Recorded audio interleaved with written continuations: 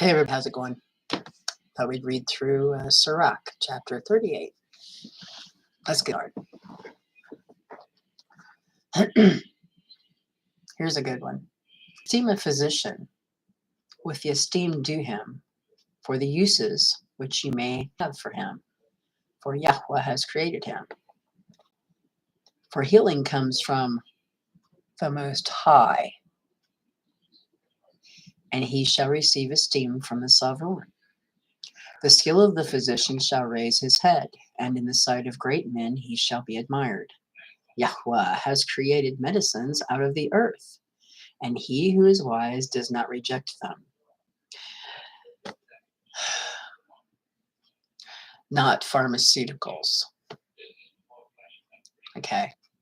Herbs and spices, certain plants, like aloe vera, and even, dare I say, cannabis. Okay.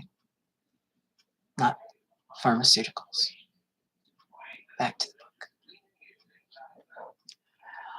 Was not the water made sweet with wood, that its power might be known?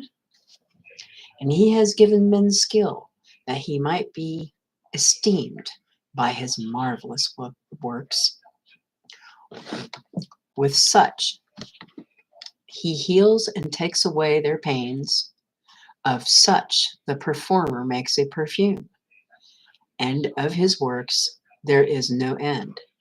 And from him there is peace over all the earth.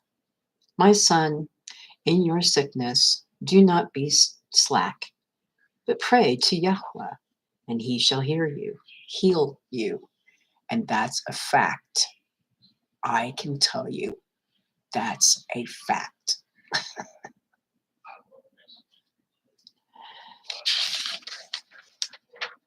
Cease from sin and order your hands well, and cleanse your heart from all wickedness. Offer a sweet fragrance and a remembrance of fine flour, and make an offering of fat of your being. So give place to the physician, for Yahweh has created him. Do not let him leave you, for you have need of him. There is a time when there is good success in their hands, for they shall also pray to Yahweh.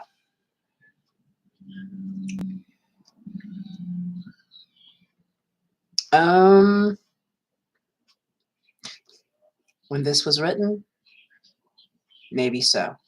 Nowadays,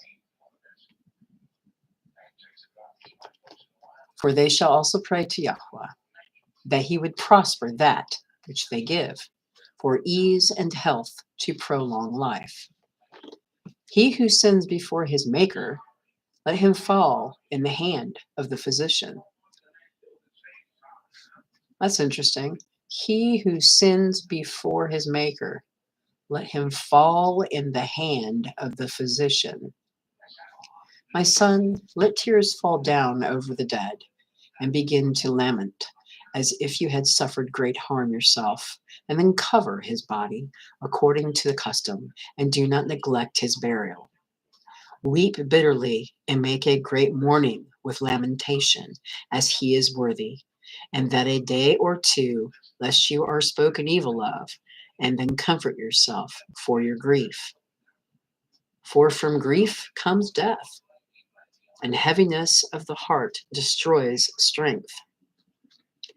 In affliction, sorrow also remains, and the life of the poor is the curse of the heart. Take no grief to heart, drive it away, and remember the latter end. Do not forget it, for there is no returning again. You shall do him no good, but harm yourself. Remember my judgment, for so shall yours be also. Yesterday for me, and today for you.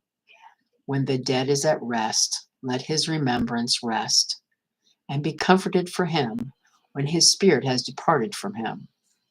The wisdom of a learned man comes by opportunity of leisure, and he who has little business may become wise. How shall he who holds the plow attain wisdom, and who sharpens the goad? Who drives oxen and is occupied in their labor, and whose talk is of bulls. He gives his mind to making furrows, and is diligent to give the cattle fodder. So every carpenter and worker and laborer's night, oh, sorry. So every carpenter and worker that labors night and day, and those who cut and engrave seals, and are diligent to make great variety,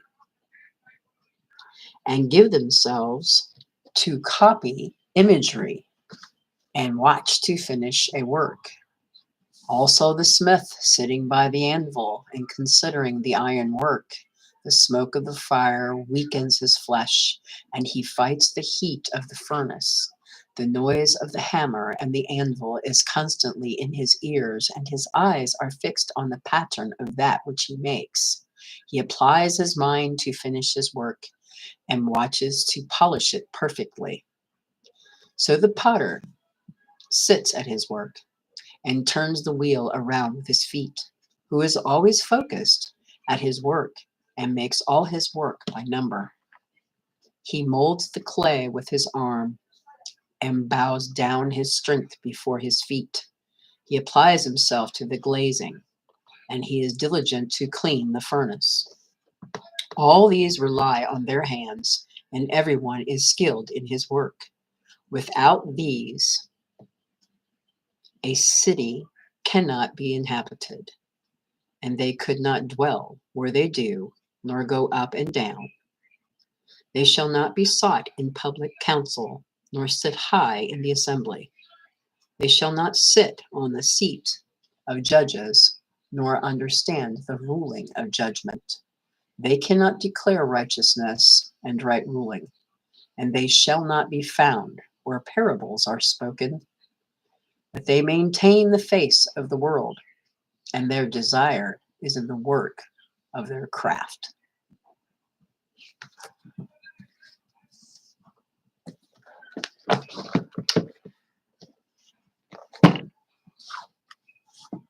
Interesting words there, huh? Gives us all something to ponder about, doesn't it? Well, take care, and I will see you next time.